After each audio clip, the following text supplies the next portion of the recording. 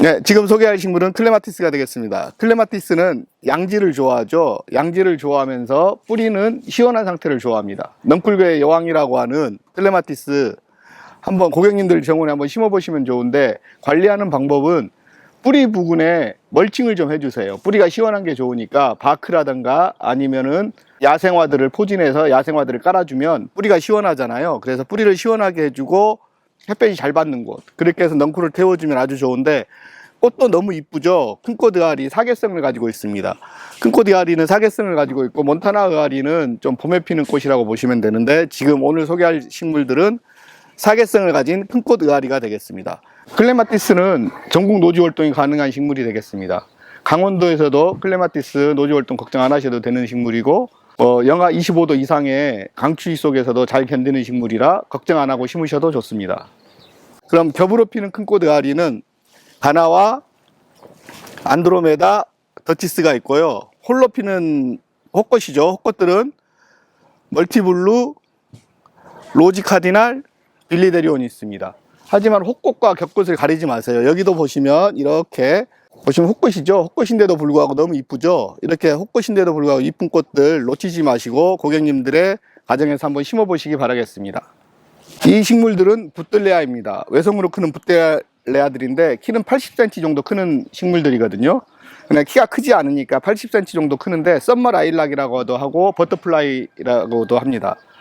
그래서 아주 나비나무라고 하죠. 나비나무라고 하는 나무인데 그만큼 향이 좋아요. 그만큼 향이 좋은데 외성 붓들레아의 특징이 있습니다. 외성 붓들레아의 특징은 꽃이 핀 다음에 다시 꽃이 피기까지 개화 시기가 6주 42일마다 꽃이 다시 피는 식물이죠. 그래서 이렇게 꽃이 피고 이렇게 질 때가 되면 이렇게 과감하게 전지를 해주시면 됩니다. 이렇게 전지를 해주시면 42일 후에 다시 꽃을 볼 수 있는 식물이라, 이런 식물들 같은 경우는 고객님들께서 정원에 심어 놓고 나는 42일 후에 손님을 맞이한다, 42일 후에 내가 생일이다, 아니면 어떤 이벤트가 있다 라고 했을 때는 과감하게 42일 전에 꽃이 피어 있어도 좋고 꽃이 안 피어 있어도 전지를 해주면 42일 후에 다시 영락없이 꽃이 핍니다. 그래서 어떤 이벤트가 있을 때도 좋은 식물이어서 고객님들의 정원에 심어 주시면 아주 좋은 식물이고, 지금 이 식물 같은 경우는 영하 18도 정도 돼서 사실 경기 북부지방에서는 살짝 어려운 감이 있어요. 강원도나 경기 북부지방에서 살짝 어려운데, 그래도 이번에도 고양시에서도 노지 월동이 됐거든요. 그러니까 한번 노지 월동에 도전해 보실 때 꼭 바닥에 멀칭을 해주세요. 볏짚이라든가 아니면 바크를 통해서 멀칭을 해줘서 도전해 보시면 가능할 것 같고, 사실 경기 북부지방에서는 아직은 장담할 수 없지만 성공한 사례들이 계속 나오고 있습니다. 붓들레아는 지금 총 6가지 색상이 있거든요. 흰색서부터 시작해서 흰색, 그 다음에 퍼플, 그 다음에 연한 핑크, 그 다음에 진한 퍼플, 그 다음에 빨강색, 그 다음에 아주 연한 퍼플이 있습니다. 그래서 총 6가지 색상이 있는데, 이 6가지 색상 중에서 리틀 화이트, 리틀 퍼플, 리틀 핑크, 리틀 릴라, 리틀 루비, 리틀 스위트 하트를 기억해 주십시오. 그리고 외성으로 큰다는 게 가장 큰 장점이죠. 80cm 정도만 크니까 고객님의 정원이 넓지 않아도 심어 놓고 가꾸면 이쁜 꽃입니다. 향기는 아주 좋은 꽃 붓들레아였습니다.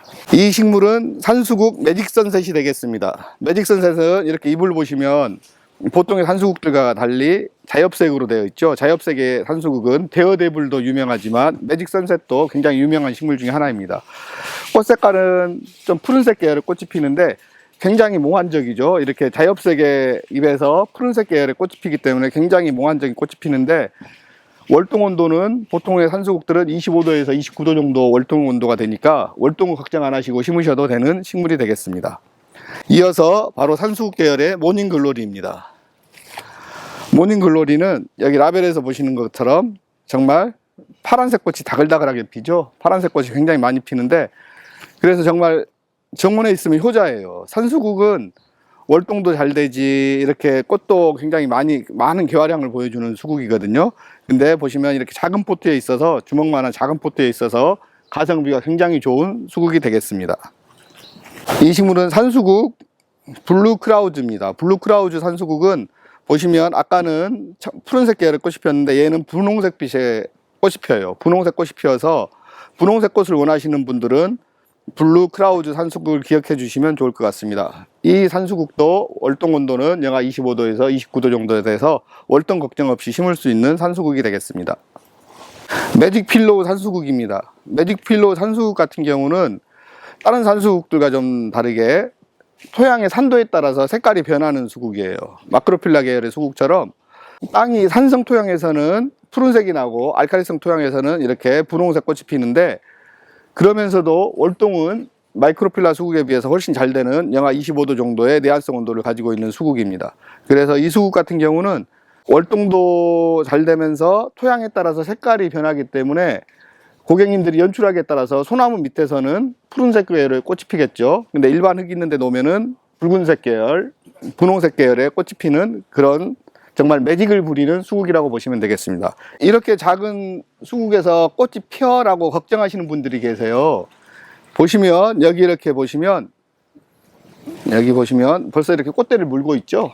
이 나무는 작아도 꽃은 핍니다. 그래서 꽃은 피는 거니까 걱정하지 마시고 심으시면 되는데, 이런 수국들 같은 경우는 사실은 나무를 빨리 키우고 싶다 하시면 꽃을 보지 마시고 받자마자 전지를 해주세요. 전지를 해주시면 나무가 훨씬 더 빠르게 키울 수 있거든요.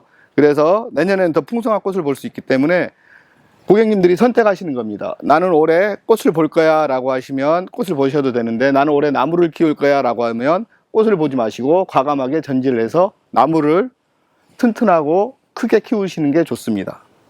이 식물은 패티오라리스라는 동수국입니다. 지난번 영상에서도 사실은 나갔었는데 사실 너무 인기가 좋았어요. 너무 인기가 좋아서 이번에 한 번 더 보여드리는데, 여기 보시면 이렇게 벌써 공기뿌리들이 사실 나오고 있거든요.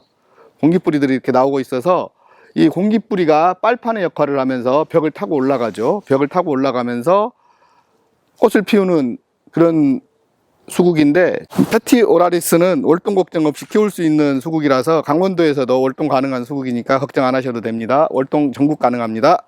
제가 한번 수국의 꽃말을 한번 지어봤거든요. 저보고 이 등수국 패티오라리스 수국의 꽃말을 한번 장명을 해보라고 한다면 저는 님을 그리워함, 님을 기다림이라고 하고 싶어요. 벽을 쑥 타고 올라가서 님이 오시는지 조금이라도 빨리 보기 위해서 올라가는 수국처럼 정말 쑥쑥 올라가서 저 멀리 있는 것까지 바라보는 것 같아요. 그래서 저는 님을 기다림, 님을 그리워함, 그런 꽃말을 한번 지어봤어요. 근데 이건 정설이 아닙니다. 제가 지은 거니까 어디 가서 패티오라리스 수국 꽃말이 님을 그리워함이라고 하면 안 되는데, 그 님이 정말 아들이 될 수도 있고 연인이 될 수도 있는데, 저는 이 수국을 보면서 그런 생각을 했습니다.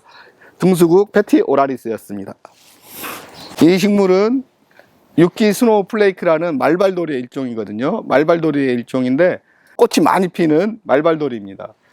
4월부터 6월까지 꽃이 피는 식물이고, 월동 온도는 너무 잘 돼서 전국 어디서든지 강원도에서도 월동이 되는 영하 25도 이상 월동이 되는 식물입니다. 이렇게 꽃이 피었을 때가 정말 이쁜데, 이 꽃을 보면 정말 눈이 내린 것처럼 그런 눈꽃이 연상되는 그런 말발돌이였고요. 이 뿌리의 모양이 말발굽을 닮았다 해서 말발돌이라고 한다고 합니다. 그래서 고객님들의 사랑을 많이 받는 꽃입니다. 이 식물은 육기 체리 블러썸입니다. 육기 체리 블러썸은 흰색 말발돌이의 변형이죠. 흰색 말발돌이에서 약간의 분홍빛이 돌아서 정말 분홍과 흰색이 어우러진 정말 화려한 색감을 자랑하는 꽃입니다.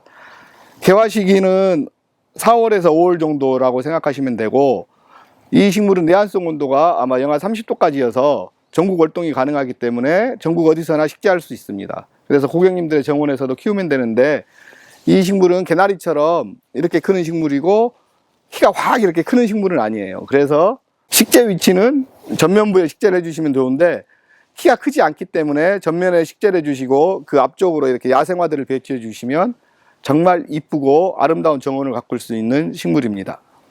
이 식물은 델피늄이 되겠습니다. 델피늄의 꽃말은 참 재미있어요.